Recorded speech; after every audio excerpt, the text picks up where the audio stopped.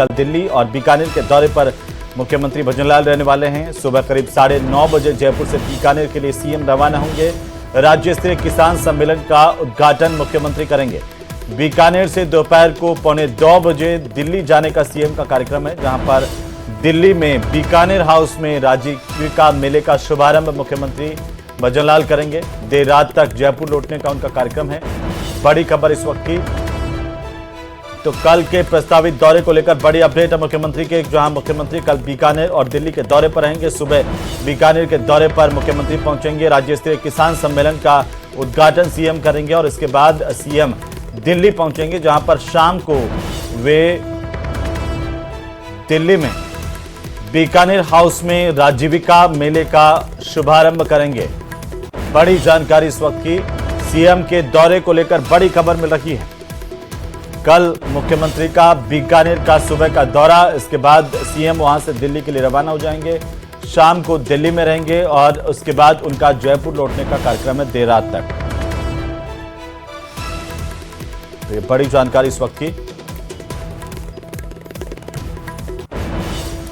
तो वहीं कांग्रेस प्रदेश अध्यक्ष गोविंद सिंह डोटासरा ने बीजेपी नेताओं पर जमकर हमला बोला। उन्होंने कहा कि बीजेपी आरएसएस के हारे हुए नेताओं ने गदर मचाया हुआ है। राठौड़, तिवारी और चतुर्वेदी कमेटी अफसरों को बुलाकर के डांटती है, सरकार को हाईजैक किया है। गोविंद सिंह डोटासरा ने क्या कुछ कहा, सुनिए।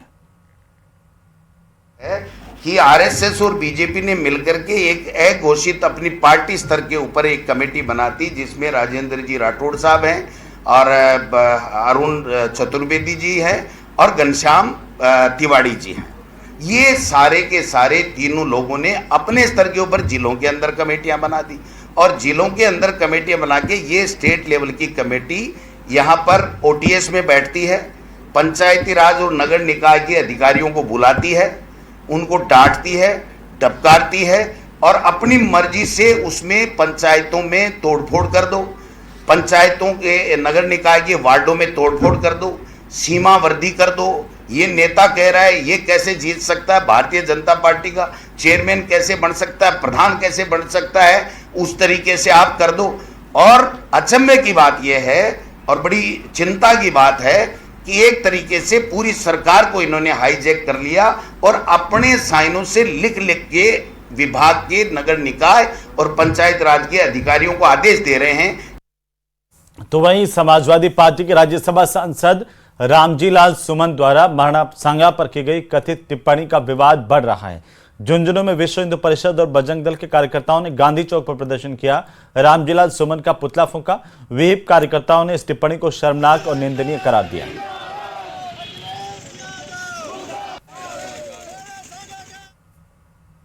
राज्यसभा में रामजी लाल सुमन ने राणा सांगा को गद्दार कहा। ये कहा कि इब्राहिम लोदी को लाने वाला राणा सांगा था, लेकिन ऐसा नहीं है। इतिहास में कोई प्रमाण नहीं है।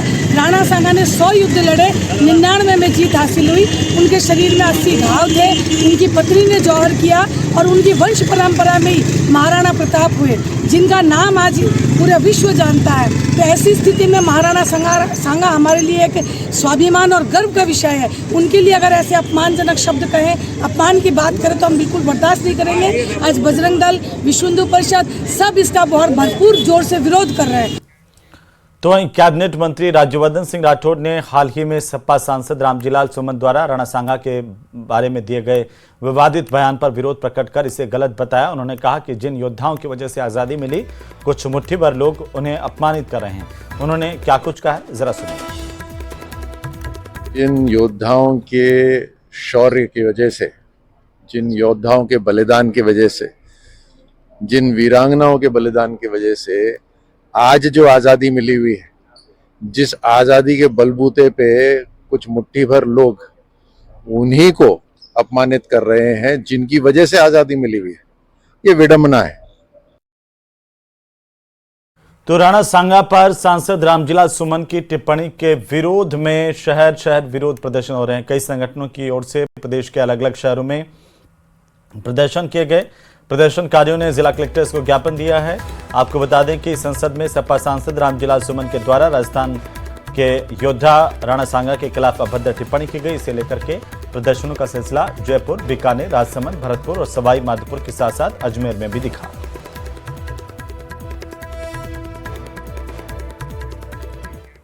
अगर आप छोटी मोटी मुश्किलों से घबरा जाते हैं, असफलता का डर आपको सताने लगता है, तो बांसवाड़ा से आई ये खास खबर आपके लिए ही है। रिपोर्ट देखिए।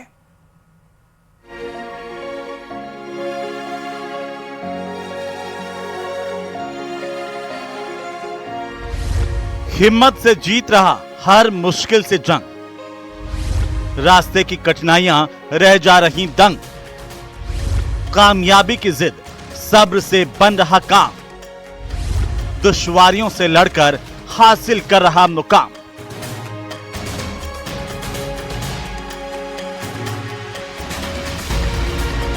कृष्णा छठी कक्षा में है और साथ ही जो स्कूल के टीचरों ने बताया कि किसी बच्चे को अगर मोटिवेट करना हो तो हम कृष्णा से मिलाते हैं और उसकी बातों से बच्चा मोटिवेट भी होता है और साथ ही पढ़ने में भी होशियार है और इस स्कूल में ये स्कूल का नाम भी रोशन करेगा। बांसवाड़ा जिले के खोरीपाड़ा के कृष्णा की दिव्यांगता पर तरस मत खाइए, हो सके तो हिम्मत के इस हिमालय से अपने हिस्से का साहस बटोरिए। जी हाँ, ज्यादातर लोग जहाँ छोटी मोटी मुश्किलों से ही घबरा जाते हैं, अपनी जिंदगी को बोझ समझने लगते हैं, वहीं कृष्णा राह में आने वाली मुश्किलों को ना सिर्फ ललकारता है बल्कि आश्चर्यजनक तरीके से उन पर जीत भी हासिल करता है। कृष्णा के जन्म से न हाथ थे और न पैर, इसके बावजूद पढ़ाई करते करते छठी में आ गया। दोनों कहानियों में बैट पकड़कर जब वो चौके छक्के लगाता है तो देखने वाले दंग रह जाते हैं।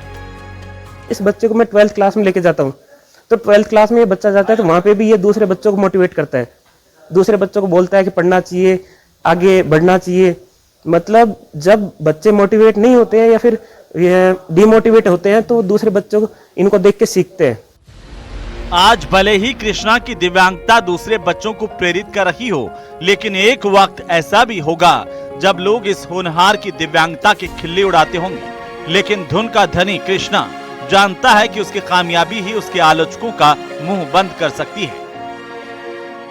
उसको पढ़ाई भी अच्छी है, लड़का पढ़ लिख के होशियार भी है थोड़ा लिखने में, तो इसको सरकार के तरफ से हमारा कुछ न कुछ इसको आगे ले जाए, कोई न कोई फायदा मिल जाए तो बहुत बढ़िया है इसके लिए। आगे इसकी भविष्य, उसको खेल के प्रति ज़्यादा रुचि है तो उसका हम प्रयास करेंगे राजकीय लाभ अगर उपलब्ध हो सकता हो तो कहीं से अगर सराहन के उसकी प्रोत्साहन करने के लिए मिलता हो तो हम उपलब्ध करा देंगे, नहीं हो तो हम पंचायत समिति की ओर से भी हम हमारी ओर से व्यवस्था करके जैसे भी करनी पड़े करा के उसको खेल के क्रिकेट की जो भी मिनी किट आता है उसको हम उसका उपलब्ध करेंगे ताकि उसकी खेल के प्रति रुचि है उसको बढ़ावा मिल सके और उसकी भावना को किसी प्रकार की आहत नहीं हो, ये हम पूरा प्रयास करेंगे।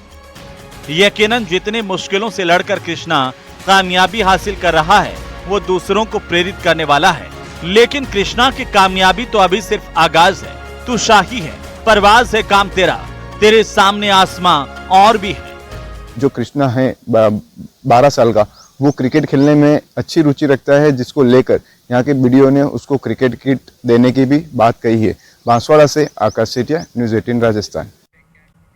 कुमारी ने बालोतरा में निर्माणाधीन नेशनल हाईवे 25 के पचपदरा बांगुड़ी खंड का निरीक्षण किया है। इस दौरान काम में चल रही देरी को लेकर एनएचएआई के इंजीनियर्स और ठेकेदारों को उन्होंने जमकर फटकार लगाई।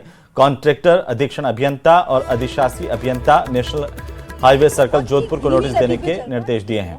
वहीं उन्होंने मुख्य अभियंता को 15 दिन में वास्तविक रिपोर्ट पेश करने के निर्देश दिए। इस दौरान जिला कलेक्टर सुशील कुमार, पुलिस अधीक्षक हरिशंकर समेत पीडब्ल्यूडी के अधिकारी मौजूद रहे। ये कॉन्ट्रैक्ट पहले से तैयारी करके रखते हैं ना, अभी आप मेरे सामने देख रहे होगे। ये काम कब सैंक्शन हुआ?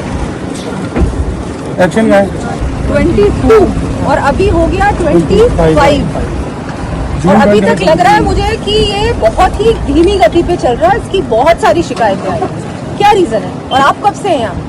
1 साल जी 1 साल हो गया और आपने कुछ नहीं किया इस बारे में? कॉन्ट्रैक्टर को आपने कुछ दिया क्या? ये कॉन्ट्रैक्टर है, कब से चल रहा है काम? तो इतनी धीमी गति से क्यों चल रहा है? अभी थोड़ा सा प्रॉब्लम आ गई थी मैडम, कुछ लैंड का इशू था। लैंड का इशू यहाँ था कि लैंड का इशू आगे था? आगे था। तो फिर लैंड यहाँ क्यों स्लो चल रहा है? यहाँ पे अभी हम जून तक इसको मैं कुछ नहीं जानती हूँ, या तो आप करिए, नहीं तो मैं आपको आज नोटिस थमा रही हूँ। समझ गए आप? अगर आपको इसी गति से काम करना है तो और किसी जगह पे करिए। इस स्टेट में तो ऐसा काम नहीं चलेगा। जून तक मैम हम नहीं, मुझे कुछ नहीं सुनना है। ऑलरेडी 22 से लेके 25 हो गया। अब आप मुझे कह रहे हो June, and I don't think it will be completed by any time. 1 साल तो कम से कम लग रहा है। चलो, आपका तो करना पड़ेगा, जो करना पड़ेगा, ये चलेगा नहीं, समझ गए ना आप? बिल्कुल नहीं चलेगा। तो आज प्रदेश में एसीबी ने बड़ी कार्रवाई की है और इससे हड़कंप मच गया। 3 तस्वीरों में आपको दिखाते हैं जहां धौलपुर में एसीबी समाज कल्याण विभाग के 2 बाबुओं को ट्रैप करने के लिए पहुंची और उनको ट्रैप किया गया। वहीं बीकानेर के खाजूवाला में लिपिक चोरूलाल को 20,000 की रिश्वत के साथ धर दबोचा। टोंक में आरोपी विजेंद्र का वेंडर का लाइसेंस रिन्यू कराने के लिए रिश्वत मांगी थी, जिसे एसीबी ने रंगे हाथों पकड़ लिया है। तो 3 अलग अलग तस्वीरें देखिए, धौलपुर, बीकानेर, टोंक की तस्वीरें जहां पर एसीबी ने घूसखोरों पर कार्रवाई की है और इन्हें रंगे हाथों धर दबोचने में सफलता हासिल की है। करौली के सपोट्रा में विधायक हंसराज मीणा ने पूर्व मंत्री रमेश मीणा पर पद का दुरुपयोग कर गरीबों के लिए आवंटित जमीन अपने परिजनों के नाम कराने के गंभीर आरोप लगाए हैं। विधायक हंसराज ने सर्किट हाउस में प्रेस वार्ता करते हुए यह आरोप लगाया कि पूर्व मंत्री मीणा ने पिछली कांग्रेस सरकार में रसूख का फायदा उठाया। मंडरायल पंचायत समिति की पंचायत मोंगेपुरा में पहाड़ काटकर साफ कर दिया। हंसराज मीणा के आरोपों को पूर्व मंत्री रमेश मीणा ने निराधार बताया। सपोट्रा विधायक पर ही भ्रष्टाचार में संलिप्त होने के उल्टा आरोप लगा दिया। कुमार जी ग्राम पंचायत मोंगेपुरा ने अपने पद का दुरुपयोग करते हुए धन्यवाद है और इस बजट सत्र में ही तो अगर आप वन्य जीव प्रेमी हैं, जल, जंगल और जमीन से जुड़ी खबरें आपको राहत देती हैं तो सवाई माधोपुर के रणथंभौर टाइगर रिजर्व से आई यह खबर आपको सुकून देगी।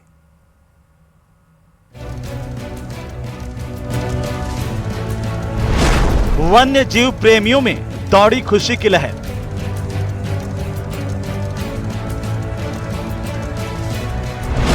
देश का सबसे घनी आबादी वाला टाइगर रिजर्व बना रणथंभौर।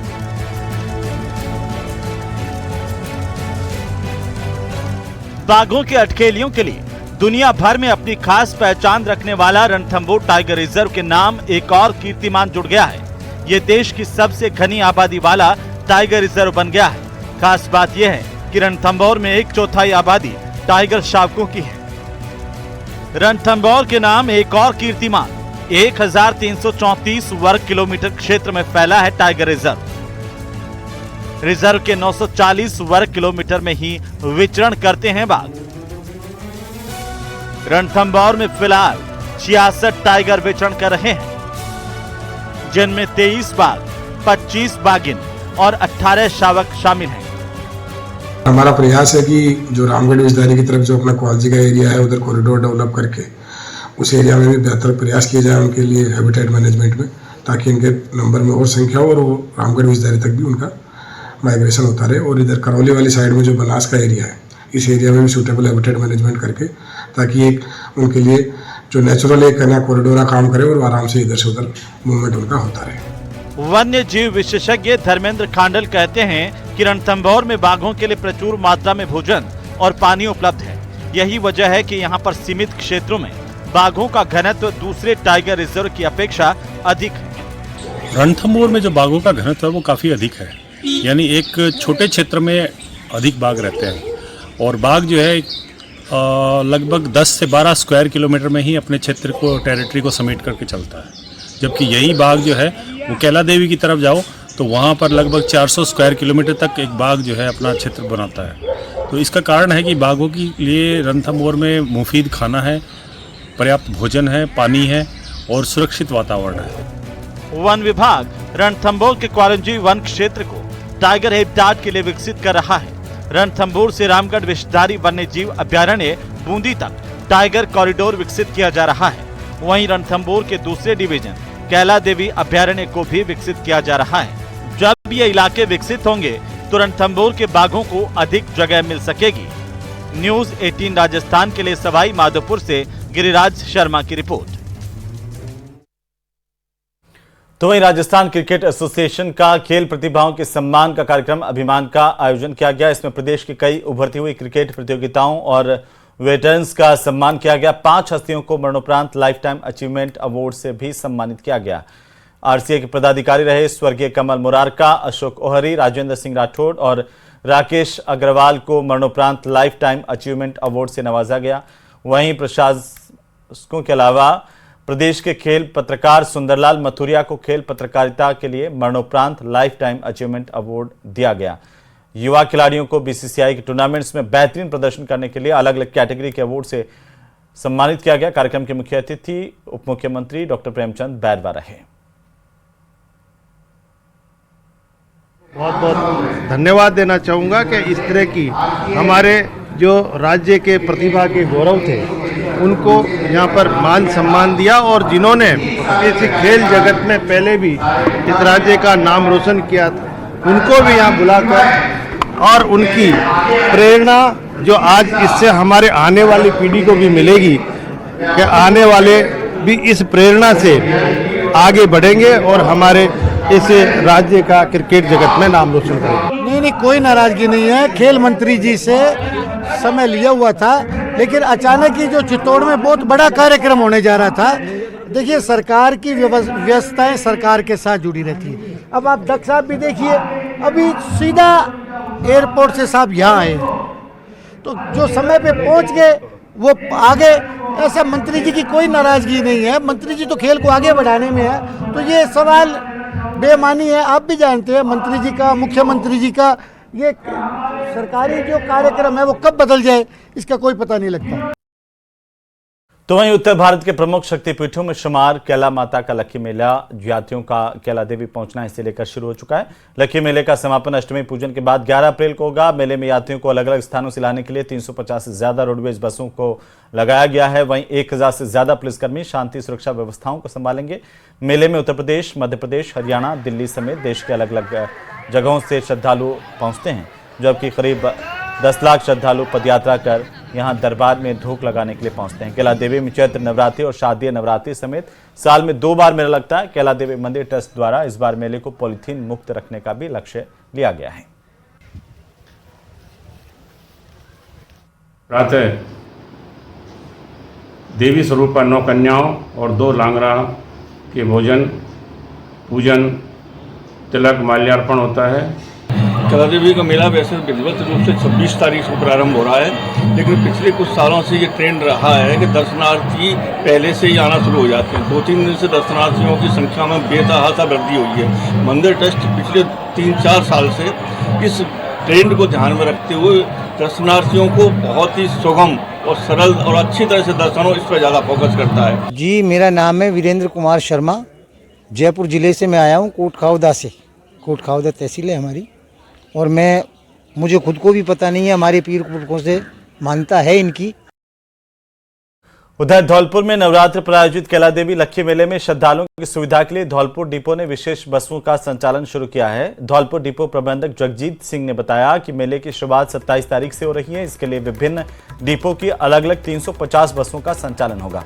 इनमें धौलपुर डिपो की 49 बसें, बाड़ी डिपो की 26 बसें और आगरा डिपो की 122 बसें शामिल हैं। श्रद्धालुओं की सुविधा को देखते हुए चिकित्सा, जलपान, ठहरने की विशेष व्यवस्था भी की गई। इसके साथ ही भक्तों के लिए बस किराए में 50% की छूट दी जा रही है, जिससे वे आसानी से यात्रा कर सकें।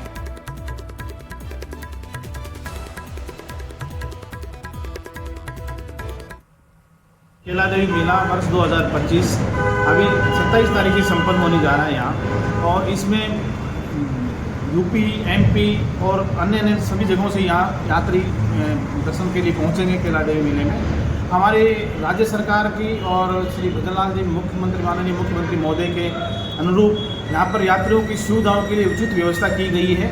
उसमें इनको यात्रियों के लिए टोटल 350 लगभग गाड़ियाँ यहाँ हमने लगाई गई हैं रोडवेज के अनुसार, जिसमें से बाड़ी यूनिट की 26 गाड़ियाँ हैं और धौलपुर में यूनिट की 49 गाड़ियाँ अलॉट की गई हैं और आगरा में 122 गाड़ियाँ अलॉट की गई हैं यहाँ से। तो राजस्थान चित्तौड़गढ़ से खबर, जहां जौहर श्रद्धांजलि समारोह का आयोजन हुआ, जिसमें मुख्यमंत्री भजनलाल शर्मा मुख्य अतिथि के तौर पर मौजूद रहे। सीएम भजनलाल ने वीरांगनाओं को श्रद्धांजलि अर्पित की। नमन करते हुए कहा कि ये शक्ति, भक्ति, त्याग और तपस्वियों की भूमि है। यहाँ का दर्शन करना तीर्थ से कम नहीं है। सभी योद्धाओं का अपमान है जिन्होंने सनातन धर्म और इस धरती की रक्षा के लिए अपने आप को प्राणों की आहुति दी है। मैं ऐसे नेता से पूछना चाहता हूं, क्योंकि मैं नाम लेना भी उचित नहीं समझता, ऐसे नेता का जिन्होंने टिप्पणी की है, ऐसे नेताओं से मैं पूछना चाहता हूं, क्या कभी आपने राणा सांगा के बलिदान को समझने की कोशिश की है? क्या इस मेवाड़ का इतिहास कभी आपने पढ़ा है कि मेवाड़ का इतिहास कैसा है? क्या आपने कभी सोचा कि उनके जैसे योद्धाओं की वजह से ही आज हम अपनी संस्कृति और धर्म को जीवित रख पाए हैं? मैं सभा के प्रमुख से मांग करता हूं कि वे इस बयान को तुरंत संज्ञान लें और अपने सांसद के खिलाफ सख्त कार्रवाई करें, पूरे देश से माफी मांगे। उधर भीलवाड़ा में डीएसटी और भीमगंज थाना पुलिस ने संयुक्त कार्रवाई की है और इस दौरान आईपीएल पर सट्टा लगाते हुए 3 आरोपियों को गिरफ्तार किया है। पुलिस ने इन आरोपियों के कब्जे से 16 मोबाइल फोन और 13 सिम कार्ड समेत कई सारे एटीएम कार्ड और एक स्कूटी बरामद की है और इसके अलावा यहां पर 2 लाख से ज्यादा रुपए भी जब्त किए गए। फिलहाल पुलिस अब मामले को लेकर जांच कर रही है। आईपीएल को देखते हुए सटोरिये सक्रिय हो गए हैं, पर एसपी धर्मेंद्र सिंह यादव ने इन सटोरियों पे नकेल कसने का काम किया है। 2,40,000 रुपए सटोरी से जब्त किए गए हैं। 3 सटोरियों को गिरफ्तार किया गया है। आप देख सकते हैं किस प्रकार से ये सटोरिये अपनी सटोरी जो कार्रवाई है उसको अंजाम देते हैं। इनके पास एटीएम कार्ड है, 13 एटीएम कार्ड है, 17 मोबाइल हैं। इन मोबाइल और एटीएम कार्ड की मदद से कैश ट्रांजैक्शन भी करते हैं और मोबाइल की मदद से सट्टा लगाया जाता है। बड़ी कार्रवाई को अंजाम दिया गया है। हमारे साथ गजेंद्र जी हैं, भीमगंज थाना अधिकारी है, बात करते हैं। ये मास्टर आगे से आके देते हैं और दूसरे लोगों को आईडी अवेलेबल करवाते हैं और ऑनलाइन ये सट्टा खेलते हैं, जिन्हें पब्लिक को बहुत किसी को नुकसान भी होता है, किसी को लाभ भी होता है। इस तरीके से ये ऑनलाइन सट्टा लगाने का काम करता है और आईपीएल पे जो सट्टा लगा रहे हैं, इन अधिकारियों के निर्देशन में हमने कार्रवाई करी। 3 व्यक्ति को गिरफ्तार किया गया है और एक स्कूटी जब्त की गई है और अग्रिम अनुसंधान जारी। हर मोबाइल अलग नाम से है, हर मोबाइल पे ये यूपीआई से ये पैसों का लेन देन एक्सचेंज करते हैं। हर बार इसके बारे में हम आगे अग्रिम अनुसंधान करेंगे, साइबर एक्सपर्ट से भी हम राय लेंगे और एफएसएल भी हम करवाएंगे। देखिए, कहीं ना कहीं जो सटोरी पे नकेल कसने का काम है वो भीलवाड़ा पुलिस ने किया है।